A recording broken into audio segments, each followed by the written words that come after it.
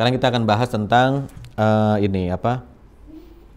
Kita bahas tentang tracing dulu deh, tracing ya. Tracing. Nah, tadi kan aplikasi kita banyak ya, misalnya dari A ini mengakses ke B, ya kan? B. Kemudian B ini dia bisa aja dalam dia memproses itu, dia panggil C, nanti hasilnya dia terima lagi balik ke sini, kemudian dia panggil ke D misalnya, service lain lagi. Nah, kemudian dia dapat respon dari sini, baru dia kembalikan ke user, ke A ya.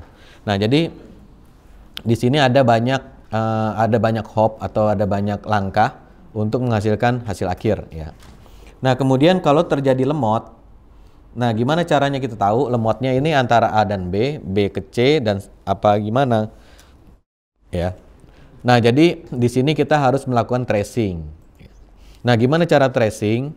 Tracing ini biasanya kalau di Spring dia sudah menyediakan dengan library yang namanya sleuth ya. Nah, di sini ada dua komponen. Yang pertama adalah untuk instrumentasinya dulu ya. Ini tulisannya gini, sleuth. Nah, sleuth ini. Nah, sleuth ini adalah dia nanti akan menambahkan informasi. Nah, jadi di sini kan ada user yang akses ya, gini. Dia ngakses ke sini, ke aplikasi A, dapatnya gini. Nah, begitu ini masuk ya, dia akan mengenerate dua ID. Yang pertama namanya trace, yang kedua namanya span. Ya. Trace itu dari sini ke sini. Nah, ini namanya trace. Sedangkan ini namanya span. Nah, ini span. Ini span. Ini span ya.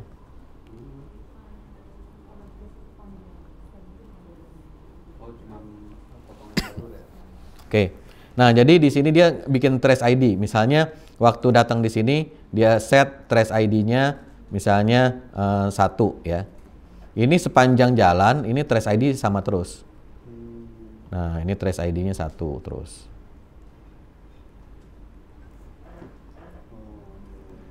Oke. Nah, kemudian dia juga akan mengenerate span. Nah, di sini dia bikin span-nya misalnya 1, di sini span 2. Nah, di sini span 3, di sini span yang keempat. Oke. Kemudian di masing-masing span dia akan mencatat dua variabel ya. Dia mencatat 2. Yang pertama adalah CS. CS ini artinya client send.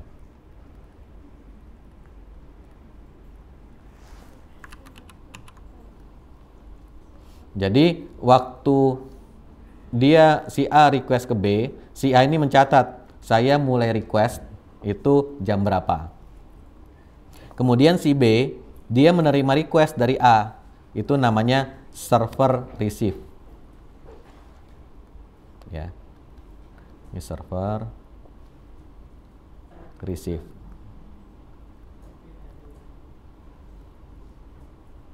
Nah, kemudian si B ini dia ngirim lagi ke C, berarti si B bikin client send, si C begitu terima dia server receive.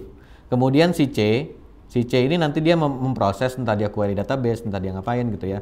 Nah, setelah selesai dia akan kirim respon. Nah, dia akan mencatat lagi namanya server send. Server send.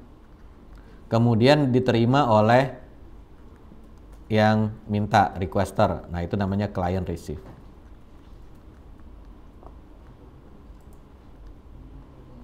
Nah, dengan 4 metrik ini aja kita sudah bisa dapat banyak ya. Artinya kalau selisih antara client send dan server receive ini bisa mencerminkan upload speed.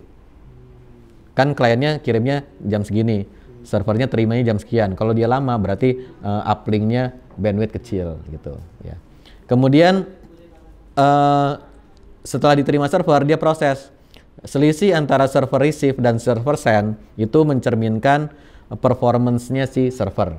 Dia terima jam sekian, 5 detik kemudian baru kirim respon, berarti dia makan waktu 5 detik. Nah, kemudian selisih dari server send sampai kliennya receive itu download speed, ya, download speed. Jadi kalau lama, yang mana lama nih? Oh, apakah uploadnya, prosesnya, atau downloadnya? Nah, ini semua, ya, ini semua nanti dicatat waktunya.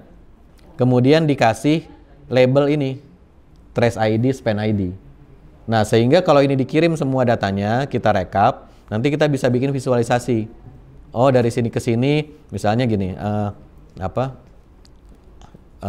S1, S2, S3. Nah, ini berarti waktunya berapa, kemudian di sini, nah, kemudian gini. Ya. Oh, ternyata S3 nih yang lama gitu, ya.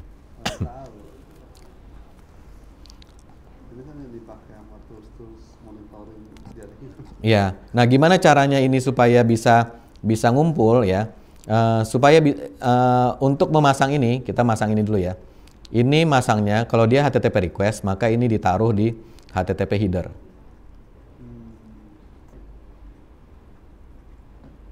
Nah, jadi di sini dia generate pertama kali, dia kirim trace ID, span ID, dia kirim ke sini, ya. Dia kirim ke B. Kemudian si B ini dia baca dari HTTP headernya, kan dia HTTP request ya. Baca di sini, simpen di memori, kemudian dia generate span ID baru untuk dikirim ke sini, span 2 kan. Nah, nanti dapat balikan dia dia ini. Nah, gitu seterusnya. Nah, kemudian ini kan datanya masih di masing-masing ya. Nah, berarti berikutnya ada centralized logging. Nah, ini nyambungnya ke sini.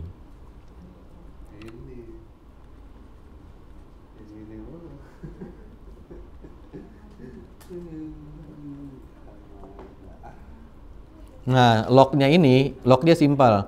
Jadi lognya ya setiap kali action maka kita akan log, misalnya log info gitu ya. Kalau log info kan biasanya yang keluar kan nama thread, jamnya, kemudian message-nya kan, starting apapun yang kita tulis di log info dia keluar. Nah, kalau sudah dikasih ini slot ini, nanti di lognya itu dia ada infonya seperti ini ya. Dikasih kurung ini. Yang pertama adalah service name-nya, nama aplikasinya. Jadi si A, si B, si C-nya ini. Kemudian di sini ada trace ID-nya. Kemudian ada span-nya. Nah, seperti ini. Baru nanti di sini jamnya berapa. Kemudian log message-nya apa di sini timestamp ya. Timestamp. Kemudian baru di sini message-nya. Nah, ini semuanya kan generate yang sama ya. Ini dikumpulin. Jadi kita bikin database centralized logging di sini. Biasanya database-nya kalau banyak duit pakainya Splunk. Kalau kere-hore pakainya Elasticsearch. Nah, dia kirim ke sini semua ya. Nah, dia setelah masuk sini nanti tinggal kita sorting aja gitu. Misalnya gini, kita pengen tahu nih dari request yang ini, satu request misalnya terjadi error request ya. Kita ketemu, oh ternyata request yang error tuh ini, log filenya ketemu. Nah, dari log filenya kita ambil trace-nya, kita sorting, nanti kelihatan ininya. Jadi mulai dari dia diterima di sini, keliling-keliling sampai dia terakhir itu ada lognya lengkap semua. Jadi kita tinggal korelasikan berdasarkan ininya, trace-nya. Nah, jadi nanti misalnya dari A, trace ID 1, span ID 1, apa misalnya. Kemudian setelah itu B, kemudian trace ID-nya tetap 1, span ID-nya 2, kemudian ngapain. Nah, kemudian C, trace ID 1, span 3. Nah, ini kita ini aja, filter yang trace ID-nya 1. Nah, nanti kelihatan ininya, di order by timestamp gitu ya. Nah, nanti kelihatan kronologisnya. Walaupun dia sudah nyebrang-nyebrang service, tapi lognya di satu tempat gitu. Nah, ini biasanya pakainya ELK, Elasticsearch. Nah, gimana cara ngirimnya ya? Ada banyak cara. Yang jelas ini database-nya kan Elasticsearch-nya kan di sini ya. Nah, kemudian L-nya ini adalah Logstash. Nah, Logstash itu opsional sebetulnya. Jadi misalnya si C ini dia tidak punya log processing. Jadi kita ngumpulin dari syslog misalnya. Syslog. Nah, syslog itu kan harus diparsing. Jadi kan dia bentuknya string ya. String tapi kan ada polanya tuh. Spasi, timestamp, spasi apa. Nah, dia kita larikan ke Logstash dulu. Nah, jadi di sini kita pasang Logstash. Kemudian si Logstash ini lognya kita arahkan ke sini. Nanti sama dia diparsing. Nah, masuk ke sini udah berbentuk dokumen atau JSON lah kita bilangnya ya. Nah, tapi kalau misalnya aplikasi kita Spring kemudian pakai logback, ada ininya. Mana ya? Logback. Nih, Logstash. Jadi dia sudah bisa daripada kita generate string, kemudian stringnya bakal diparsing lagi. Kan diparsing itu kan tujuannya supaya mengekstrak mengekstrak service name, kemudian message-nya dan lain-lain. Nah, ya mendingan langsung aja kita keluarin dia dalam bentuk JSON gitu. Nah, jadi nggak usah parsing lagi. Nah, jadi nanti di sini config Elasticsearch-nya mana ya? Config Elasticsearch-nya atau Logstash-nya. Logstash-nya langsung nih input buka port sekian, JSON line, ini artinya nggak diproses, udah berbentuk JSON, di bawahnya langsung output. Kalau yang ini, yang mana tadi, yang Logstash yang dari sini, setelah input ada aturan parsingnya dulu, groknya dulu, baru dia ke sini. Nah, jadi kalau dia udah bisa JSON, ya langsung aja ke sini JSON. Nah, gitu. Malah lebih akurat hasilnya. Nah, Zipkin itu apa? Zipkin itu ya dia simply baca data-data ini, bikin ginian. Nah, ini namanya Zipkin. Visualisasi. Nggak harus pakai Zipkin juga nggak apa-apa. Kalau nggak pakai Zipkin ya kita sorting ini, kita lihat aja sendiri. Kalau timestamp-nya gede ya berarti lemot kan. Elasticsearch. Nanti kita biasanya ini by trace ID. Trace ID. Untuk ini yang saya pernah coba yang Logstash itu untuk kadang kan kita cuma pengen tahu info setelah aplikasi up gitu. Karena Spring itu kan dia nulis banyak hal gitu kan. Nah, itu kalau kita mau skip itu biasanya kayak apa ya? Maksudnya gimana? Skip apanya? Jadi supaya yang disimpan ke ELK itu ya kita perlukan aja. Enggak sih, biasanya bukan gitu pendekatannya. Semua dimasukin, nanti tinggal dicari gitu. Jadi dia kan mengandalkan fitur searchingnya. Jadi bukan kayak ini aja, kayak Gmail kan zaman sekarang kita email udah nggak di folderin lagi kan, gitu. Jadi butuhnya apa nih? Ya udah tinggal search aja. Zaman dulu kan kita labelin ya, zaman sekarang kan udah nggak, tinggal searching. Kenapa? Karena searchingnya bagus. Nah, Elasticsearch itu dia mengandalkan searching bagus, jadi nggak usah di ini. Yang penting waktu kita ngirim data ke sana tuh udah lengkap. Misalnya udah diparsing dengan rapi gitu. Jadi ada nama service, ada trace ID, ada ini, ada timestamp, ada misalnya kalau multiple ini node ID-nya, container ID-nya gitu. Jadi nanti kita kalau mau debug ya tinggal searching untuk span ID tertentu atau untuk node tertentu gitu. Ya. Jadi kan masukin semua log yang ada, tinggal tapi log yang ada itu kalau di Elastic itu kan juga punya kayak semacam table gitu kan. Dia kan dokumen base ya. Jadi artinya field-nya kan kita tentukan sendiri. Bentuknya kan dia kayak MongoDB gitu.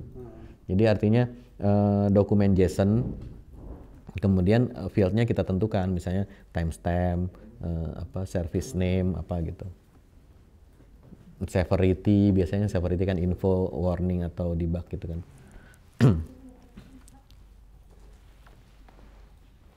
Terus kan bisa difilter nanti berdasarkan timestamp, tampilkan log 1 jam terakhir gitu. atau kapan.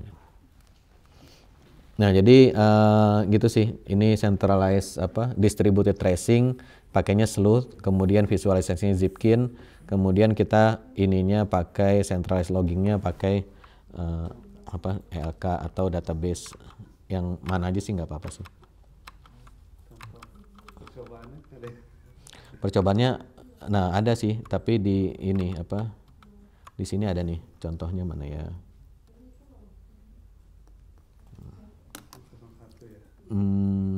Sini. Kalau di mana? Kalau di Spring ya enaknya kita sorry bukan di sini. Tinggal nambahin ini sih. Mana ya? Konfigurasi. Oh bukan, sorry. Berarti bukan yang ini.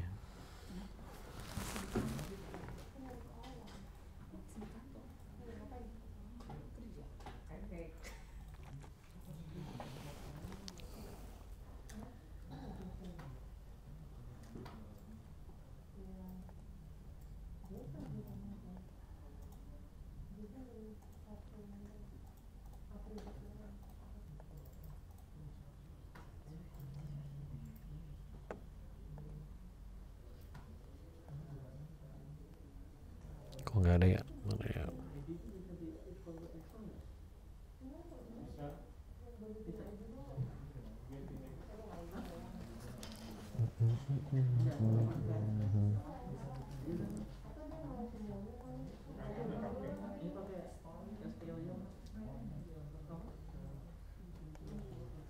Bukan, dia ada ininya, lockbacknya.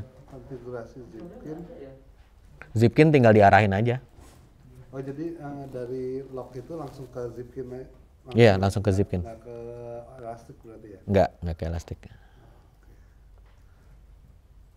Di mana ya? Itu install sendiri ya Zipkinnya? Zipkinnya, iya install sendiri. Jar kok tinggal di aplikasi Spring Boot itu.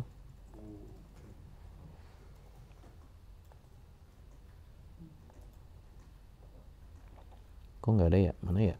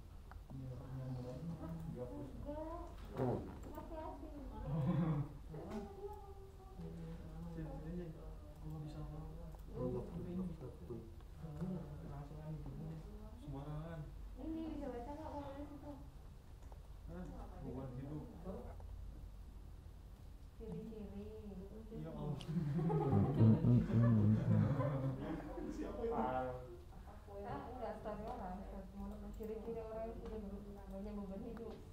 Profil WA-nya gambar ini.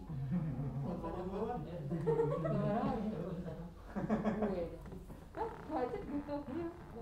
Banyak beban ya. Ya, iya Mbak. Berarti benar. Ya kakak, deputi juga gitu. Iya banyak kali. Gak disimpan kali nomor Mbak.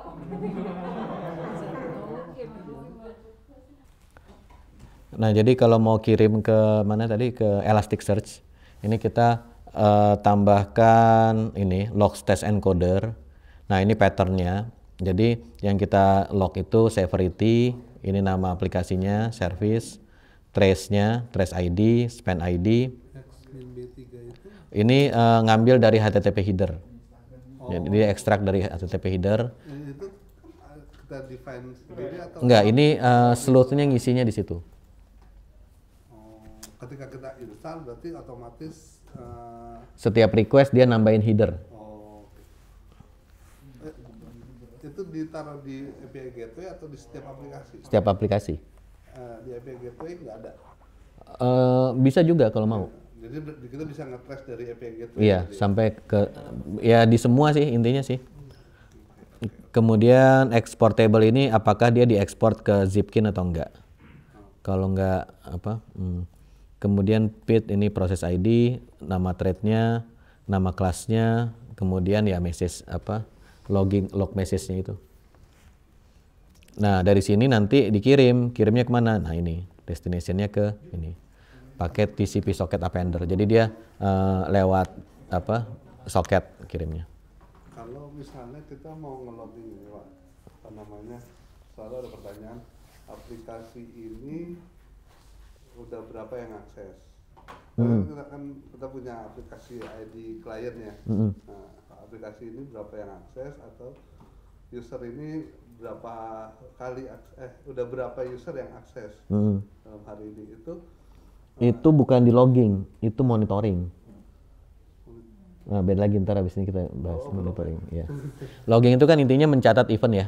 Artinya apa? Ada proses bisnis terjadi gitu, flow-nya apa? Ada error, kemudian ada warning dan lain-lain gitu. Nah, jadi kalau logging itu, jadi kita tahu history atau event apa yang terjadi di aplikasi kita. Nah, kalau kita mau angka-angka metrik seperti itu, nah itu pakai monitoring. Ya, sekarang kita bahas monitoring. Monitoring. Ini apa tadi? Distributed tracing.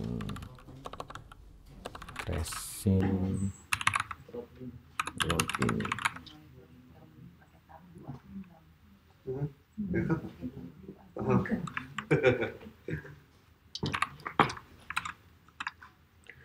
Ya gimana cara bacanya gitu? Kalau tahu kan baca. Oke, sekarang kita bahas monitoring ya, monitoring.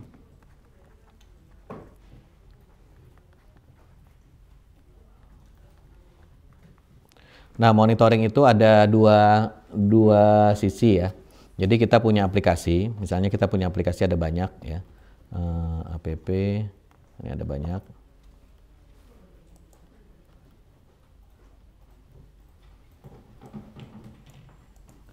Nah, aplikasi kita ini, yang pertama dia harus mengumpulkan data untuk dimonitor. Jadi dia harus mengumpulkan measurement di internalnya dia sendiri ya.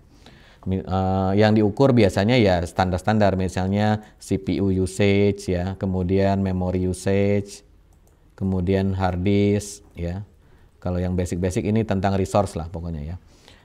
Kalau di Java berarti kan ada apa, heap, kemudian ya macam-macam. Nah, kemudian bisa juga kita dia melihat user yang sedang concurrent. Jadi concurrent user ya. Kemudian dia juga bisa mengakumulasi ininya, jumlah request ya. Count request. Nah, tapi intinya adalah ini nilai-nilai ini biasanya dia bentuknya adalah capture atau istilahnya apa ya? Jadi dia hanya mengcapture nilai pada saat tertentu. Karena untuk menghemat resource. Kalau misalnya dia simpan pergerakannya, misalnya kita mau tanya ke dia, ke aplikasi ini, tadi jam 11 loadnya berapa gitu. Nah, untuk menyediakan data itu berarti kan dia harus simpan historical data kan. Nah, aplikasi kita jadi lemot karena harus simpan data. Dibandingkan dengan snapshot. Kalau snapshot kita cuma bisa bilang, kamu sekarang berapa concurrent. Nah, nanti concurrent-nya dia bilang 100. Ntar kita tanya lagi 5 menit kemudian, kamu berapa concurrent? 150 gitu. Nah, jadi dia cuma menyimpan data pada saat itu. Itu jauh lebih ringan karena dia tinggal update aja kan. Tapi jumlah data kan tidak akan berubah. Jadi misalnya satu metrik ini kita asumsikan misalnya 10 byte berarti. Misalnya karena ini kan cuma simpan integer kan ya, integer. Nah, kalau misalnya kita punya 100 metrik berarti kan cuma 100 kali 10 kan, berarti cuma 1 kilobyte gitu. Nah, jadi lebih efisien daripada kita simpan historical berarti 1 kilobyte kali berapa detik tuh, tergantung interval yang kita mau simpan gitu. Nah, jadi yang pertama aplikasi kita harus bisa mengeluarkan snapshot ini. Nah, ini namanya snapshot. Jadi pengukuran atau angka-angka tersebut di atas, tapi hanya pada saat ini saja. Ya. Nah, kemudian bagaimana biar kita punya historical? Karena kalau snapshot aja kan nggak ini ya. Misalnya ditanya tadi lemot tadi siang, wah tadi siang berapa datanya kan nggak tahu ya. Nah, jadi di sini harus ada ininya agregatornya, ya, atau akumulatornya, ya. Jadi di sini ada akumulatornya yang menyimpan. Nah, ini biasanya orang-orang menggunakan time series database, TS database. Time series database itu adalah database yang untuk menyimpan nilai-nilai yang seperti ini. Dia contohnya misalnya harga saham, harga emas, harga minyak gitu kan. Itu setiap saat kan dia ini ya. Tapi kan dia urut waktu gitu kan ya. Nah, ini banyak TS database ini ya. Kalau yang gratis dan populer itu orang-orang biasanya pakai Prometheus. Nah, jadi aplikasi kita pertama harus di snapshot, kemudian dia harus expose. Jadi dia harus menyediakan mekanisme supaya si time series database ini bisa mengumpulkan data. Nah, jadi nanti dia akan ke sini nih polling. Polling misalnya setiap 5 detik. Nah, dia akan baca data-data ini, kemudian dia simpan ke sini.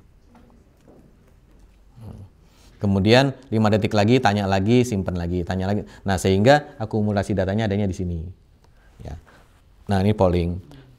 Nah, ini banyak nih Prometheus database ini ya. Kalau kita lihat di sini, nah untuk mengekspos ini ya kita bisa bikin sendiri dengan asal kita tahu Prometheus ini minta format data seperti apa. Kan kita tinggal memformat aja kan ya. Kemudian kan nanti dia bisa ambil gitu ya. Nah, kalau di Spring kita udah nggak usah lagi bikin sendiri. Karena dia sudah bikinin namanya micrometer. Jadi micrometer ini kita ya seperti biasa Spring Boot, gimana cara pasang sesuatu di Spring Boot? Tambahkan dependensinya aja gitu kan. Nah, begitu kita tambahkan dependensi, nanti dia akan mengcapture, kemudian dia akan mengekspos data tersebut dengan format-format yang populer, misalnya Azure Monitor, Netflix Atlas, kemudian Datadog, Dynatrace, kemudian Prometheus, New Relic, dan sebagainya. Jadi kalau mau yang berbayar, misalnya kita beli New Relic. Nah, kemudian New Relic-nya nanti kita suruh mengumpulkan data dari aplikasi Spring kita. Nah, si micrometer ini udah support sehingga dia bisa mengeluarkan format data yang sesuai dengan maunya New Relic ya. Karena sebetulnya datanya kan gini-gini aja ya. Cuman kan format datanya kan tergantung yang bikin ini kan. Dia mau format datanya seperti apa gitu ya. Nah, jadi si micrometer ini dia udah punya exporter untuk aplikasi-aplikasi yang banyak dipakai orang gitu ya. Nah, sekarang kita lihat misalnya yang Prometheus lah misalnya ya. Nah, nanti dia akan mengeluarkan di sini nggak ada datanya ya, udah langsung jadi grafis. Oke, nggak apa-apa. Nah, jadi intinya dia akan mengeluarkan data. Oh, mungkin di ini ada Spring.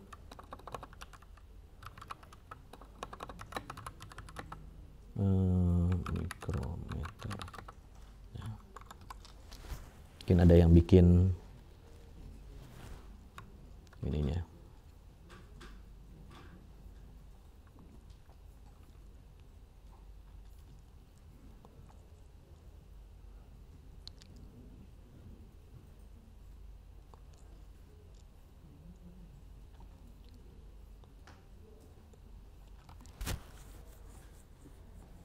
Nggak ditunjukin juga format datanya. Jadi nanti kalau kita akses URL-nya nanti keluar datanya. Nah, nanti di Prometheus kita konfigurasi nih intervalnya setiap 10 detik ya. Kemudian diarahkan kemana? Ke localhost berapa gitu ya. Nah, nanti dia akan ngumpulin setiap 10 detik. Kemudian bawaannya Prometheus ya dia cuman kayak gini aja nih, ya. Seperti ini. Bentuknya, grafiknya nggak bagus, ya. Coba kalau di sini nggak ada juga kayaknya. Oke. Nah, kemudian setelah dia masuk ke database, kita pengen melakukan visualisasi, ya. Supaya bentuknya bagus lah. Kalau ditampilkan di mana? Di control room, visualisasi. Biar bagus gitu ya.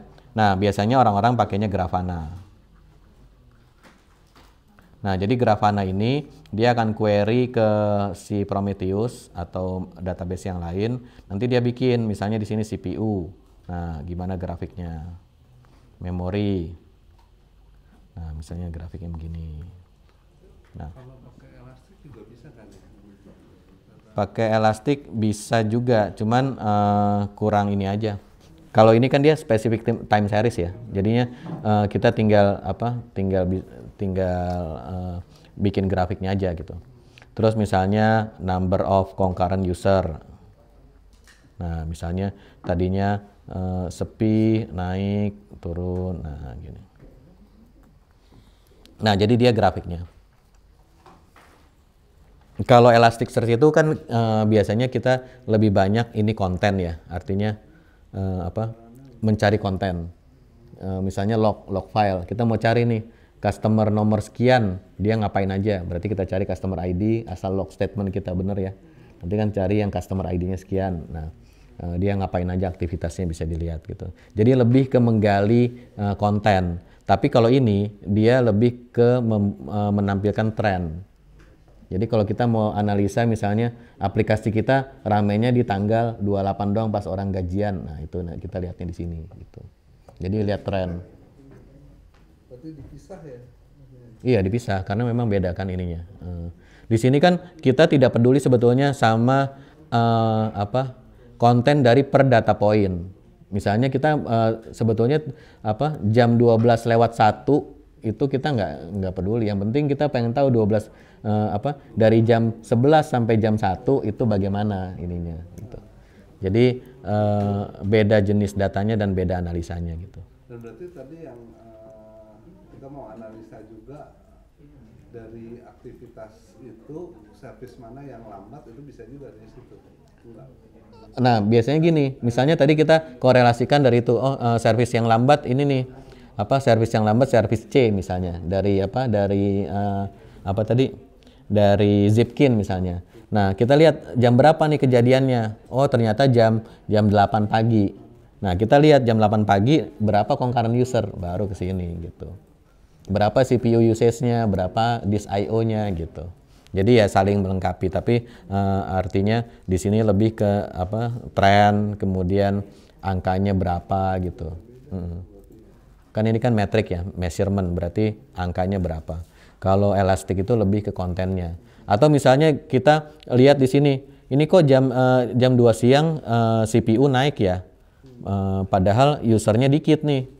Nah, kita lihat, oh yang gede nih aplikasi reporting, coba kita ke reporting dan dilihat lognya. Oh ternyata dia generate laporan bulanan gitu. Nah, jadi seperti itu. Kalau ini mungkin nggak di Prometheus itu juga mengagregat ke ke device-nya juga, ke syslog gitu. Bisa. Jadi intinya kan Dashboard gitu. Iya, intinya kan si Prometheus ini kan dia menyimpan data yang time series ya. Jadi sumber datanya dari mana? Sumber datanya bisa dari aplikasi Spring Boot. Nah, kalau aplikasinya bukan Spring Boot misalnya, gimana cara kita ngambil data CPU-nya? Ya kita berarti ngambilnya dari OS. Di OS-nya kita ekspor dalam format yang dimengerti ini, ya, gitu. Kalau Laravel gimana? Ya Laravel berarti kita cari gimana caranya dia mengekspor datanya Prometheus gitu. Sih, cuman lebih tepat ke Prometheus pada pertanyaan monitoring. Iya, makanya monitoring itu beda sama logging. Kalau kemarin samain kalau monitoring ya harus loggingnya dulu dong benar gitu. Iya, itu saling melengkapi gitu. kita pakai Java Melody. Java Melody itu ya monitoring itu. Nah, nanti kan di sini kita bisa ini alert juga ya. Bisa alert sistem. Misalnya kalau jumlah CPU-nya berapa, kirim email gitu. Atau kalau jumlah usernya berapa, kirim email. Walaupun ya di Elastic juga bisa. Misalnya ada action tertentu. Ini usernya kok login, log off dalam 1 jam ini bolak-balik nih. Berarti kan ada alert gitu kan.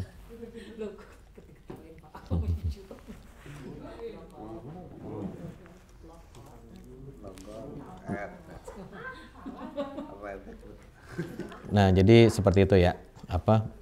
Monitoring lebih ke tren dan ininya sih. Nah, ini hanya salah satu aja karena karena ekosistem monitoring ini termasuk yang paling banyak produknya nih. Kalau kita lihat di sini ada produknya banyak sekali, dari mulai yang gratis, yang murah sampai yang paling mahal. Nah, ini dia sampai 1 halaman penuh nih. UpOptic, Atlas, Datadog, macam-macam. Dynatrace bisa.